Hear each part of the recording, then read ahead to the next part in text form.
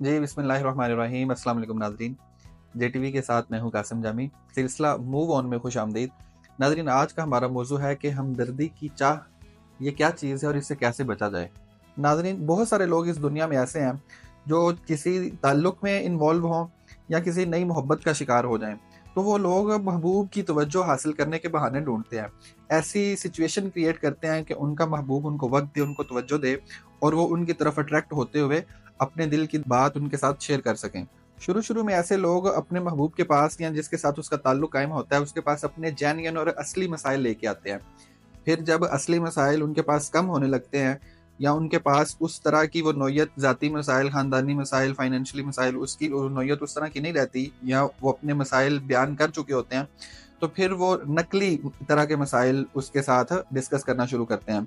अपने गमों का इज़हार करते हैं, गमों का इश्तिहार बनते हैं। वो दूसरा शख्स एक हद तक उनके इन मसाइल को हल करने की कोशिश करता रहता है, लेकिन जब इनके ये इस तरह के असली मसाइल ख़त्म होते हैं, तो वो फिर उसी तरह के झूठे मसाइल बहाने गढ़ना शुरू कर देते हैं। याद रखें, ऐसा लोग क्यों करते हैं? क्योंकि ऐसे लोगों को लगता है कि कोई भी शख्स बिला वजह इनसे मोहब्बत नहीं कर सकता। उनको अपनी ज़ात के ऊपर एतमाद और भरोसा नहीं होता। इस वजह से वो ऐसे हालात पैदा करने की कोशिश करते हैं और हमदर्दी की चाह इसको अपना एक मसला बनाते हैं और तरह-तरह की बातें, तरह-तरह के मसाइल, इस तरह के इज़हारात और यूँ वो ऐसी कहानियाँ गढ़ते रहते हैं कि उनके महबूब को इनसे हमदर्दी हो। मुमकिन है आप भी इन दोनों सिचुएशंस में से गुज़र रहे हों, यानी कोई ऐसा शख्स आपकी ज़िंदगी में हो जिससे आपको घुटन महसूस होती हो, या दूसरी तरफ अगर इसको लेके चलें तो आपकी ज़िंदगी में कोई ऐसा शख्स मौजूद हो कि आप जिसकी तवज्जो और मोहब्बत के हमेशा तालिब रहते हैं। अपने आप से सवाल करें कि क्या ये रवैया आपके अंदर मौजूद है या नहीं? और इसको जाँचने के लिए अपने आप से सवाल करें कि क्या मुझे किसी शख्स की हमदर्दी की चाहत तो नहीं है? क्या आपकी ज़िंदगी में कोई ऐसा शख्स मौजूद है जिसको आप अपना मरहम बनाना चाहते हैं और अपने ज़ख्म के ज़रिए उसको अपने अंदर दाखिल करना चाहते हैं?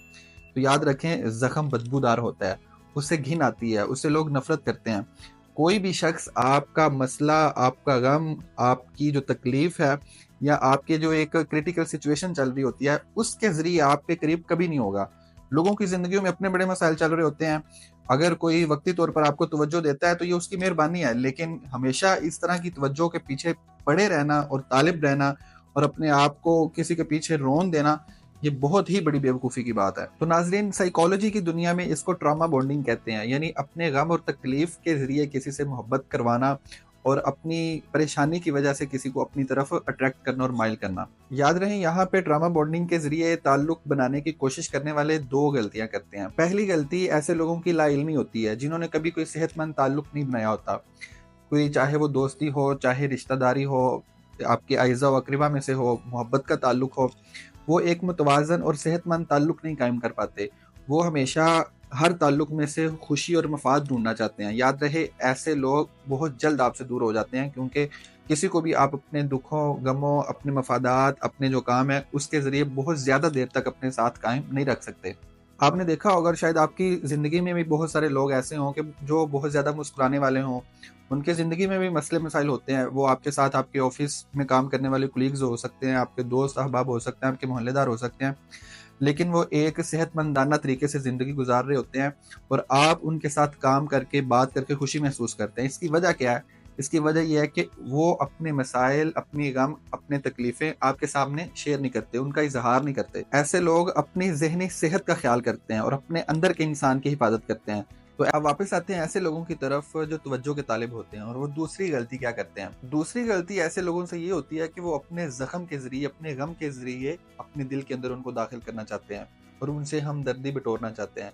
लेकिन याद रहे कि लोग आपके दुखों से, आपकी परेशानियों से, आपकी तकलीफ़ों से और आपके ज़ख्मों से उकताहट और बोरियत महसूस करते हैं। मज़बूत लोग ऐसे नहीं होते, और अपने गमों की दास्तान सुनाने वाले लोग हमेशा कमज़ोर नज़र आते हैं। वो अंदर से कमज़ोर होते हैं, उनको अपने आप पे एतमाद नहीं होता, उनकी सेल्फ रिस्पेक्ट नहीं होती, वो अपने आप पे ऑन करना नहीं सीखते, वो अपनी शख्सियत को ठीक तरह नहीं पहचान पा रहे होते। अगर आप भी ये दोनों गलतियाँ कर रहे हैं और ये रवैया आपके अंदर मौजूद है, तो जान लें कि आप ऐसे रवैये से, अपने ऐसे मिजाज के साथ कभी किसी शख्स को अपनी तरफ अट्रैक्ट और माइल नहीं कर सकते। ये बात ज़हन में बिठा लें कि ट्रॉमा बॉन्डिंग अगर काम करती है तो सिर्फ उन लोगों के लिए करती है जहां दूसरी तरफ दूसरा फरीक भी ज़हनी मरीज होता है, और फिर दोनों एक दूसरे के साथ बॉन्ड होकर मजीद पस्ती की तरफ गिरते चले जाते हैं। अब आते हैं अहम सवाल की तरफ कि अगर आप भी ऐसे मसले का शिकार हैं तो इससे निकला कैसे जाए, इसका حل کیا ہے؟ پیٹرن آف بیہیو ایک ایسے عمل کو کہا جاتا ہے کہ جو بار بار آپ ایک ہی طرح سے کرتے ہوئے کسی ایک سچویشن میں گرفتار ہوتے ہیں. مثلاً اس طرح کے معاملات میں آپ ہمیشہ ایک نئے تعلق جو آپ کے ساتھ قائم ہوتا ہے اس کو اپنے مسائل، اپنی پریشانی، اپنی تکلیفیں سناتے ہیں، اور پھر یہ ایک طرح کی ایموشنل ایڈکشن ہوتی ہے.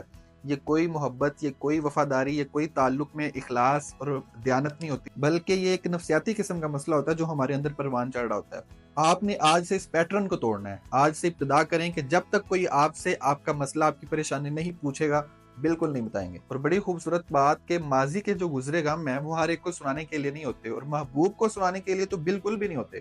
آپ میں کم از کم اتنی سیلف ریسپیکٹ ضرور ہونی چاہیے کہ کسی کو خود کے اوپر ترس نہ کھانے دیں. اپنی تکلیفوں کو، اپنے جو برے آپ کے معاملات ہیں ان کو اپنے اندر جذب کر لینا ہے. میں یہاں پہ یہ نہیں عرض کر رہا کہ آپ نے ان کو چھپا لینا ہے یا بالکل بھول جانا ہے، بلکہ بعض اوقات ایسے معاملات ہوتے ہیں، مثلاً آپ کی اگر ڈیورس ہوئی ہے، طلاق ہوئی ہے، تو اس کے جواب میں صرف یہی کہہ دینا کافی ہے کہ بعض اوقات دو اچھے لوگ بھی ایک ساتھ نہیں چل سکتے. ہر ایک کو پوری کہانی نہیں سنانے لگ جاتے کہ ساس، سسر، نند اور یہ معاملات تھے اور پھر ہماری یہ ڈیورس ہوئی. اسی طرح مثلاً کوئی آپ سے آپ کی جاب کے متعلق، آپ کے کام کے متعلق پوچھے تو اس کو دو لفظوں میں یہ جواب دیں کہ میں کچھ نیا پلان کر رہا ہوں، سوچ رہا ہوں، انشاءاللہ جلد بتاؤں گا. مایوسی کی داستان، پچھلی جاب کی پریشانیاں وہ ہر ایک کو سنانے کے لیے نہیں ہوتی، کیونکہ اس طرح کے معاملات میں ایک لائن کے سوال کے جواب میں ایک لائن کافی ہوتی ہے. اس سے ہوگا کیا؟ اس سے یہ ہوگا کہ جو سامنے آپ سے بات کرنے والا، سوال پوچھنے والا ہوگا، وہ اس بات کو محسوس کرے گا کہ اس شخص کو اپنی پرائیویسی کا خیال ہے. اور اگر کوئی سوال پریشان کرنے والا ہے تو اس کے جواب میں بڑی سادگی کے ساتھ آپ یہ کہہ دیں کہ میں اس بارے میں بات نہیں کرنا چاہتا. تو ہم بات کر رہے تھے کہ اس پیٹرن کو توڑیں، اور اس پیٹرن کو توڑا کیسے جا سکتا ہے؟ ایک اتھینٹک بانڈنگ کے ذریعے. یعنی کوئی بھی تعلق، کوئی بھی محبت، وہ سست رویے سے آہستہ آہستہ آپ کی شخصیت کو جانچ کے وہ تعلق آگے بڑھتا ہے، وہ تعلق پروان چڑھتا ہے اور وہ تا دیر قائم رہتا ہے. تو ناظرین، آپ کو چاہیے کہ اپنے ساتھ کچھ وقت گزاریں، اور اگر آپ کے اندر یہ ٹراما بانڈنگ ہے تو اس کو دیکھیں، اس کو سمجھنے کی کوشش کریں اور اس مسئلے سے نکلنے کی کوشش کریں. کیونکہ کینسر کے علاج سے سارے لوگ بچ بھی نہیں جاتے، لیکن سارے لوگ کینسر سے مر بھی نہیں جاتے. بچتا وہی ہے جس کو اپنا مرض وقت پہ معلوم ہو جائے اور وہ اپنا علاج بڑی احتیاط کے ساتھ، بڑی پابندی کے ساتھ کرے، اور اس کو اچھا معاون مل جائے اور اللہ تعالیٰ کی مدد بھی اس کے ساتھ شامل حال ہو، تو پھر اس طرح کی کیفیات سے نکلا جا سکتا ہے. اسی لیے بہتر یہی ہے کہ اپنا علاج کریں، اور اگر کسی دوسرے کے اندر یہ مرض موجود ہے تو اس کو خود سے دور کریں. کیونکہ اگر یہ آپ کو ہے تو یہ کینسر ہے، اور اگر یہ کسی دوسرے کو ہے تو یہ چھوت ہے. اور اپنے آپ کو بچانے کے لیے اس سے دور کرنا خود کو یہ بہتر ہے، کیونکہ آپ کسی کو ڈاکٹر نہیں ہیں. آپ نے اپنا علاج کرنا ہے، آپ نے اپنی روح کا علاج کرنا ہے. کیونکہ یہ دنیا تو مومن کے لیے ویسے بھی قید خانہ ہے. سب اپنا اپنا وقت کاٹنے آئے ہیں، آپ نے بھی اپنا وقت کاٹنا ہے، کسی دوسرے کا نہیں.